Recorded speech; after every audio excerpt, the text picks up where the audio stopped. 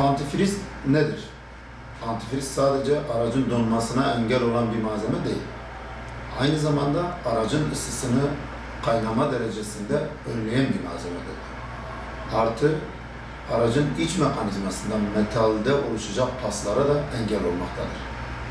Yani antifriz aslında yazın da bize lazım, kışın da lazım.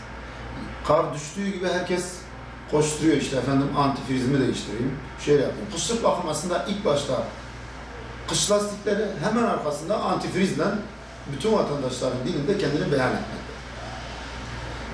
Benim kanaatimce antifriz hem yazın hem kışın bulunması gereken bir malzemedir. Fren mekanizmasının kesinlikle elden geçmesi gerekiyor. Çünkü karlı yollarda tuzlanma ve tuzun içeriye verdiği, balatalara verdiği zararlar göz önünde bulundurulduğunda balataların kesinlikle kış aylarında kontrol edilmesi ve oranlarda düşük değilse dahi değiştirilmesini ben tavsiye ediyorum. Periyodik bakım zaten rutin olarak 10.000, 12.000'de bütün araçlarda yapılmaktadır. Kullandığımız yağın markası, ürünün kalitesi çok önemli. Çünkü yağ, insanda nasıl kan, araçta yağ. Yağ ve su derler, biz yağ ve antifriz deriz.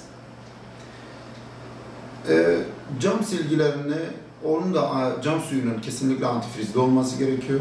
Yanında buzu aşındıracak malzemenin kesinlikle bulunması gerekiyor.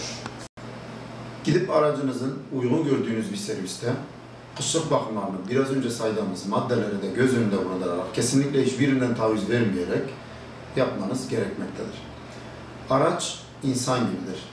Eğer bir yeri yapıldı, burayı idare edelim derseniz başka bir yeri kendisiyle bozmaya başlar ve bu bozgunluk devam eder. Kangren gibi düşünün.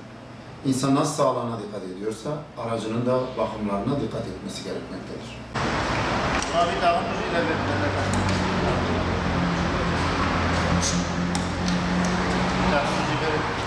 Sök tornayı da getir. 10-11 yıldız getir, pense getir. Penseyi de getir bana.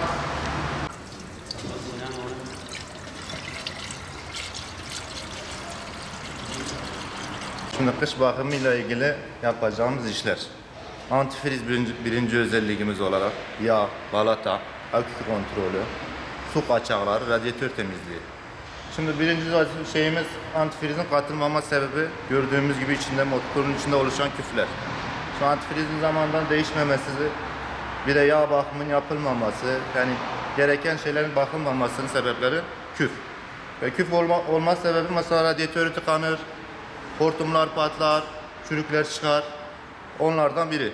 Şimdi antifrizimizin olmamasının sebebi birinci vazife her zaman antifrizin olması lazım. Normalde çok insan yazın katmaz, kışın katar ama yanlış bir şey. Antifriz 4 mevsimlik bir madde. 4 mevsimde de kullanılması lazım. Kullanılmadık takdirde radyatörde çürükler oluşur, hortumlarda bozulma vesaire, silindir kapağında bozulma, motorun içine ve de ağır unsurlara yol açabilir. Kışın antifriz motorda donma yapmaz, motorun çürüklerini falan biliyor musun? Aşıntıya engel olur. Şimdi antifriz 4 mevsim kullanılacağı gibi kışın daha etkili ve daha yararlıdır. Kışın blokta çürüme yapmaz, donma yapmaz, radyatörleri tıkatmaz, ısıyı belirli bir seviyede tutar. Ama lakin katılmadığı zaman da blokta çatlaklıklar, silindir kapağında çürüklükler, radyatörde çürüklükler, blok tıpalarında patlama ve büyük hasarlara yol açabilir.